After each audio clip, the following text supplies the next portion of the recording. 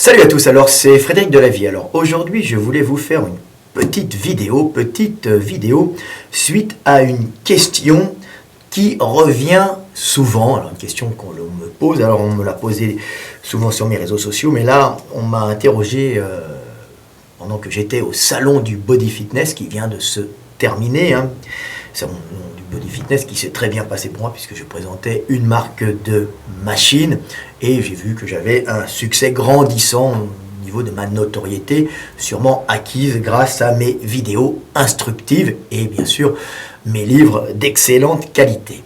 Donc la question qui revient souvent, c'est une question qui est posée plutôt par des jeunes gens naturels qui me demandent Frédéric, comment doit-on s'entraîner quand on est naturel, quel type d'entraînement doit-on avoir, parce que je vois tous les gars qui sont comme ça, quel physique peut-on espérer?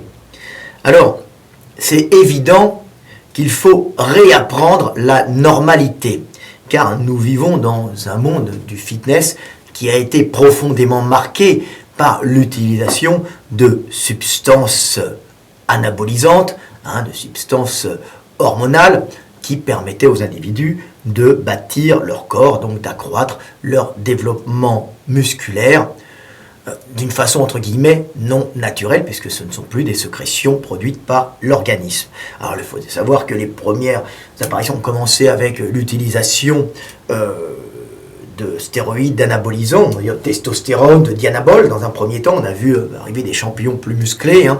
C'était l'époque d'Eric Park, je crois. Après, il y a dû avoir l'époque d'Arnold, le grand âge du bodybuilding, avec Venice Beach. On a vu apparaître ces gens bodybuildés avec des physiques qui ont tout de suite changé. Puis après, on a vu dans les années 80, après apparaître l'hormone de croissance qui a encore fait doubler le volume musculaire, mais qui aussi a un peu déformé les lignes des individus, en leur donnant par exemple des gros ventres ou en leur faisant pousser les extrémités ou les arcades sourcilières, et bon, au mieux en leur faisant pousser le sexe, ce qui n'était pas trop grave.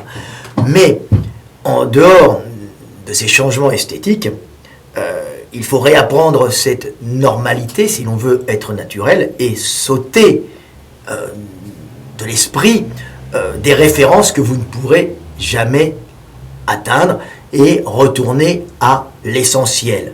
Attention pour ceux qui m'écoutent et qui prennent des produits, je ne jette la pierre à personne.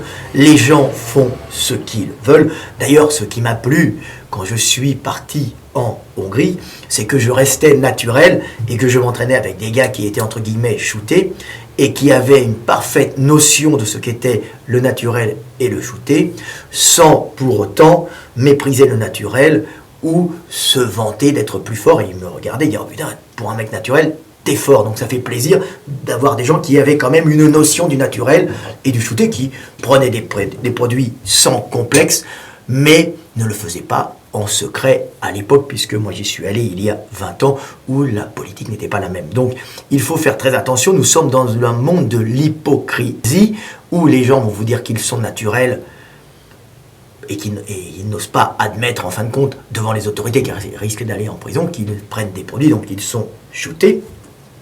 Et donc il y a une espèce de perte de larité, même pour les gens shootés, qui vont même nier leur côté artificiel, et il va y avoir une perte aussi de larité pour les gens naturels, qui eux ne vont pas savoir où sont les limites, parce qu'ils vont prendre en exemple les autres, qui ne sont pas forcément naturels, ils vont perdre leurs limites, leur compréhension des limites qu'ils peuvent atteindre, ils ne sauront plus où est la frontière, et ils se trouveront tout le temps petits face à des gens qui, eux, sont shootés et qui leur diront qu'ils sont naturels pour des raisons le plus souvent on va dire, législation, puisqu'ils risquent la prison. Ce sont des choses qui sont interdites par la loi. Alors je jette la pierre à personne, j'explique simplement qu'il faut réapprendre la normalité, réapprendre à connaître les entraînements et ce qu'on peut atteindre naturellement. Alors derrière, là j'ai une statue grecque qui est bien sûr une image idéalisée d'un homme censé être naturel, puisqu'à l'époque on ne prenait pas de stéroïdes, ni d'hormones de croissance, ni d'IGF-1, mais cet homme est idéalisé, puisque c'est une sculpture faite par un grec, c'est une sculpture attribuée à Lysippe, mais qui a été reprise plein de fois, qui n'est qu'en fin de compte une idéalisation d'un homme musclé parfait. Naturellement, en général, un homme musclé parfait n'a pas tous les muscles développés, c'est très rare. Il a souvent quelques lacunes à un endroit, comme au mollet ou comme aux épaules. Mais là, on voit un peu un patchwork sorti de l'esprit de l'artiste qui représente un homme censé être naturel. C'est presque qu'on peut atteindre au maximum quand on a une bonne génétique, naturellement, et donc sans produit. Donc, comment s'entraîner naturellement? Déjà, il faut savoir qu'actuellement, on a une mode sur la sèche. Alors, tout le monde veut être sec. Alors, on voit des gars dans les salles de gym, pas forcément avec des gros volumes, parce qu'ils n'ont pas forcément une bonne génétique. Prendre du volume avec des stéroïdes n'est pas non plus donné à tout le monde. Certaines personnes ne réagissent pas aux stéroïdes comme d'autres. Certaines vont grossir, et puis certaines ont un capital de construction, une capacité à construire du muscle beaucoup plus facilement que d'autres, que ce soit naturellement ou pas naturellement. Donc évidemment, quelqu'un qui a un bon potentiel musculaire va se développer. Donc on va trouver dans les salles des gens naturellement développés, plus ou moins gras, mais on va aussi trouver beaucoup de gens qui prennent des anabolisants en dose plus ou moins importante. Maintenant, ils prennent de l'insuline, on les voit, et qui vont être développés. Mais la différence qu'on va voir, c'est que souvent les mecs qui prennent des produits sont beaucoup plus secs, sans faire pour autant un régime drastique. Alors qu'un pauvre gars naturel qui va vouloir encore ressembler à son copain, même pas très volumineux, qui prend des stéroïdes, il ne va pas arriver à la même sèche et à la même qualité musculaire, car l'avantage des stéroïdes, c'est même si vous faites de la rétention d'eau, c'est d'avoir quand même cette capacité à sécher beaucoup plus rapidement et surtout à sécher sans perdre votre volume musculaire. Alors qu'un gars naturel qui va essayer de ressembler un peu à ces gravures de mode où on voit la plaquette abdominale, ce qui est très à la mode actuellement, c'est pour plaire aux fit girls, il faut avoir la plaquette de chocolat. Malheureusement, pour avoir la plaquette de chocolat naturellement, si vous n'êtes pas un Africain subsaharien ou parfois même un petit berbère, il y a quelques Européens aussi qui l'ont, mais si ce n'est pas votre nature, si vous avez une nature un peu grasse comme un Européen, pour pouvoir prendre des réserves pour l'hiver et passer cet hiver, vous allez être obligé de faire un régime drastique qui va bien sûr vous faire sécher, mais en même temps vous fera perdre du volume musculaire, car il est très dur de sécher sans perdre de volume musculaire. C'est pour ça que mon collègue Gundil dit qu'à un certain moment, il n'est pas recommandé, parce que lui est naturel, de faire des régimes de sèche pour voir où on en est, car en étant très très sec, on va perdre le volume qu'on a mis du temps à gagner.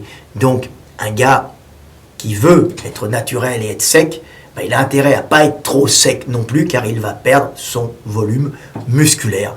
Alors qu'un gars qui prend même un petit peu de stéroïdes, lui, va pouvoir faire une sèche sans faire un régime vraiment drastique, puisque l'avantage des stéroïdes, c'est d'augmenter un peu le métabolisme général, d'activer un peu ce métabolisme de régénération cellulaire, mais aussi de consommation énergétique, et en même temps, donc, de faire sécher tout en permettant de construire du muscle et de le conserver.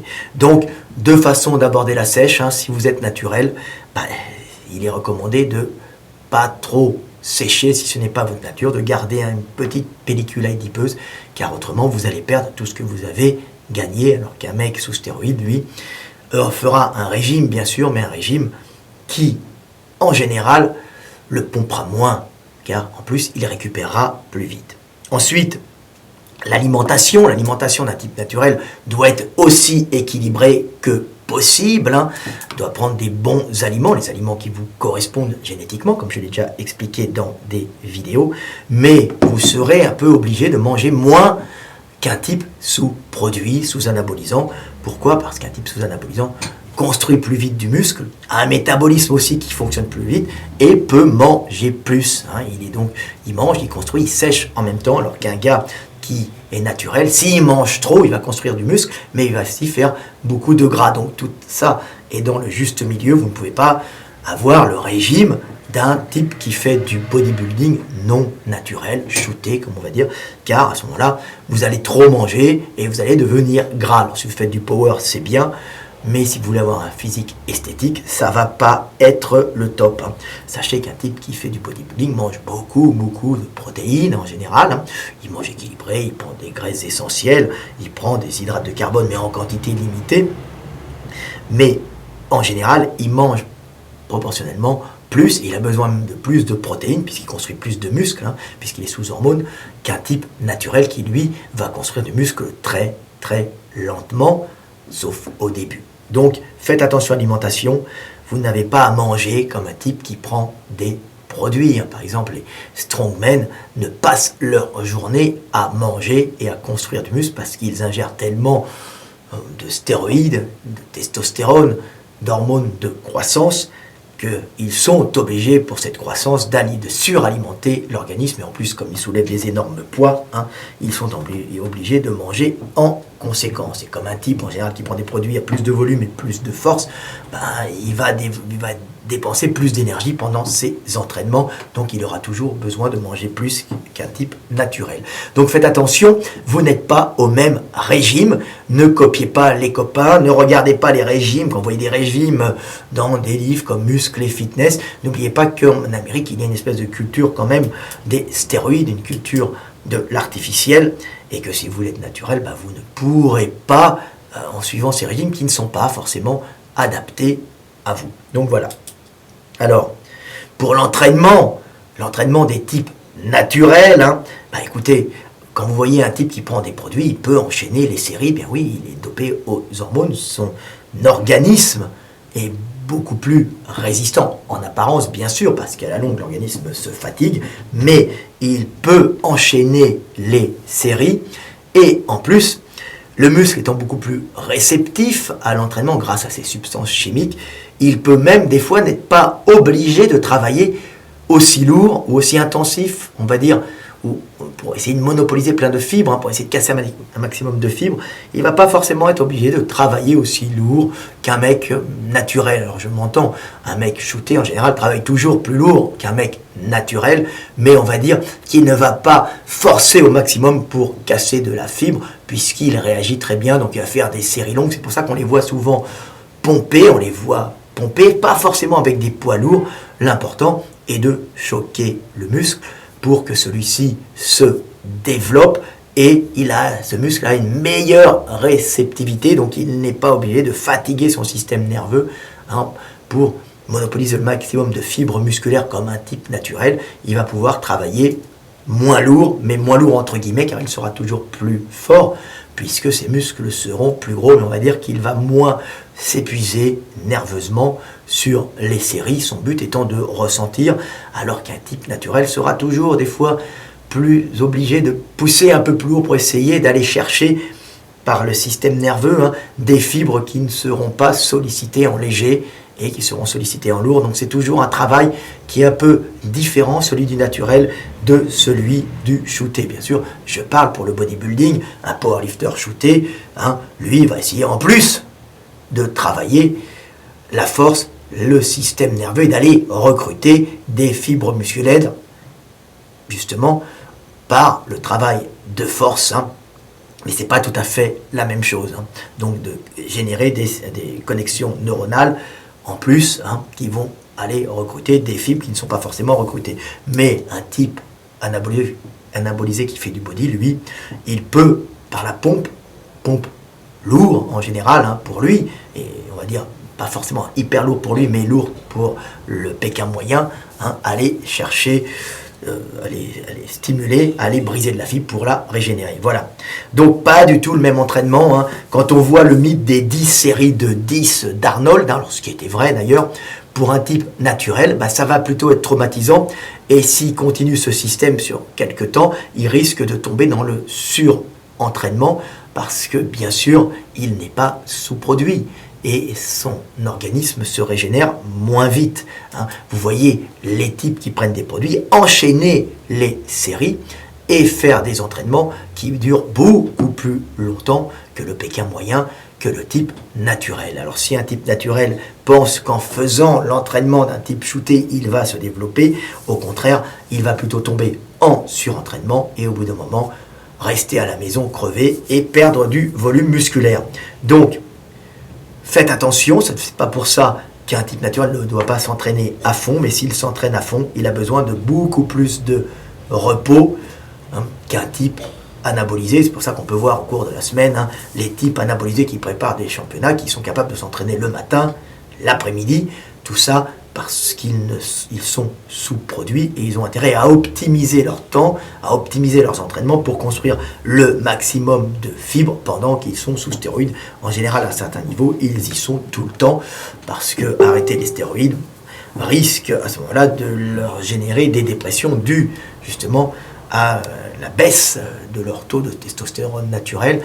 Ils n'auront pas le temps de le relancer, ils vont être en dépression. Donc ces gars-là, en général, qui sont pros, qui sont un peu dans l'engrenage des stéroïdes anabolisants, en général, ne s'arrêtent jamais. Bon, ce qui est différent avec l'hormone de croissance permet un développement musculaire sans générer réellement de, on va dire, de dépendance aux produits, puisque ça va plutôt agir sur la construction musculaire et pas sur l'esprit, et en même temps pas sur la dose de testostérone de votre organisme. Donc, pas de changement émotionnel quand vous prenez de l'hormone de croissance, vous allez grossir, mais bien sûr la qualité musculaire n'est pas la même. Les mecs qui prennent des produits prennent en général les deux, et ceux qui font des dépressions, c'est ceux qui coupent en général les stéroïdes. Couper l'hormone de croissance ne produit pas forcément de dépression, mais attention, tous ces produits génèrent à plus ou moins long terme des problèmes et des pathologies, comme j'en ai parlé dans mes vidéos. Donc c'est des produits interdits, j'explique aux gens la réalité de la vie, du bodybuilding, du fitness et du sport en général, car on peut voir quand même une généralisation de l'utilisation des produits. Et pour les gars naturels, faites très attention. Moi, je suis naturel, je n'aime pas devoir mon physique, on va dire, à des hormones, puisque qui prend des produits sait que c'est, on va dire, on sait que son physique dépend de ces produits. Quand il va arrêter, il va perdre et surtout il va faire des dépendances comme un drogué aux effets par exemple de la testostérone, des stéroïdes qui sont quand même des boosters qui vous euphorisent et qui vous donnent de l'énergie. Donc il faut faire très attention, plus vous allez avoir une baisse de libido, une baisse de testostérone qui va vous donner envie de dormir tout le temps, qui va vous rendre un peu dépressif, mélancolique et qui peut même parfois mener au suicide pour certaines personnes. J'en ai connu plusieurs personnes se suicidant suite à des causes, à des arrêts de prise de stéroïdes. Voilà. Donc voilà, faites attention, ne vous entraînez pas autant. Vous pouvez vous entraîner, si vous êtes naturel, vous pouvez vous entraîner à fond. Mais sachez qu'après, vous devez vous reposer. Alors, quand on est naturel aussi, on ne va pas pouvoir forcément générer un physique, entre guillemets, complet, puisqu'on aura tout le temps des retards sur certains groupes musculaires qui seront très durs à faire, des retards musculaires à rattraper, on va dire, tout le temps possible, bien sûr, dans mes livres, je l'explique, mais un gars qui prend des produits, par exemple, s'il a un arrière d'épaule récalcitrant, va tout de suite le voir apparaître, alors qu'il le travaillait pendant des années sans le voir. Donc les produits ont cette faculté, donc les produits dopants ont cette faculté de faire sortir des groupes musculaires récalcitrants, de les faire apparaître. C'est ainsi que les bodybuilders shootés voient leur physique changer et voient leurs points forts apparaître, leurs points faibles se développer et leurs lignes, entre guillemets, s'harmoniser. Mais bien sûr, l'homme normal, l'homme lambda, n'a jamais un physique parfait. Il a son physique et il a des points forts et des points faibles. Il peut un peu gommer les différences, mais en général, il aura toujours du mal à faire apparaître son point faible, alors que les stéroïdes ont tendance à débloquer et à faire sortir ses muscles. Donc, faites attention, n'essayez pas, n'ayez pas honte d'avoir certains points faibles. Bossez-les, bien sûr, mais Sachez que sans produits, puisque nous avons une vision qui a été transformée justement par l'utilisation de ces produits qui sont rentrés dans la culture, qui donnent des physiques parfaits des fois, hein, que ces physiques parfaits sont obtenus par les produits, et que si vous êtes naturel, vous aurez beau travailler, jamais vous obtiendrez cette, entre guillemets, harmonie qui est rentrée dans les mœurs, à la télévision, dans les films, dans les séries. On voit tous les acteurs, même pas forcément les super-héros, prendre des produits pour être mieux, pour être, surtout en Amérique, hein, pour être plus beau, pour être plus bankable, pour pouvoir plaire et vendre. Malheureusement, on est dans la société du paraître, ce que j'essaie justement de changer en montrant ce que c'est qu'un homme, un vrai qui s'exprime en toute liberté en disant ce qu'il pense et en ayant un physique d'homme, c'est-à-dire un physique d'homme naturel, c'est-à-dire avec ses points forts et ses points faibles, mais en essayant d'être fort et en pleine santé, tant que Dieu me le permet. Voilà. Donc voilà ce que j'avais à dire, hein. Pas grand-chose, je ne vais pas vous donner des méthodes particulières, vous avez entendu la vidéo, hein. Simplement, sachez vous modérer, n'essayez pas de vous entraîner comme ceux qui sont, on va dire, shootés sans leur jeter la pierre, c'est leur vie, ils font ce qu'ils veulent, hein, ils n'embêtent personne, donc ils ne font pas de prosélytisme, hein. Eh bien, laissons-les vivre tranquillement, mais comprenez que l'entraînement naturel, n'est pas le même qu'un entraînement sous stéroïdes, et qu'un entraînement sous stéroïdes permet à l'individu d'avoir moins de temps de récupération, de faire des séries plus longues, plus lourdes, de s'entraîner tous les jours, et même de manger plus tout en séchant. Donc voilà ce que j'avais à dire sur l'entraînement naturel. Petite vidéo qui, j'espère, vous aura fait comprendre où sont les limites, hein, de votre corps. Jamais vous n'atteindrez ce que vous voyez dans les magazines naturellement. Alors il y a des gens qui sont très doués, hein, mais il faut, comme je dis, réapprendre la normalité, et un type naturel peut très bien avoir un magnifique physique très développé à partir du moment où il sait s'entraîner naturellement et où il connaît les limites, on va dire, les frontières du naturel et du shooté, pour justement ne pas tomber en surentraînement ou ne pas faire de régime idiot pour ressembler à ce à quoi il ne pourra jamais ressembler, car il n'a pas le même régime alimentaire et la même prise de compléments. À bientôt, c'était Fred Delavier, petite vidéo qui, je l'espère, vous aidera. Bon, allez, comme quoi on est naturel, mais à 50 ans on est encore pas mal. Allez, et puis en plus on est bien dur. À bientôt.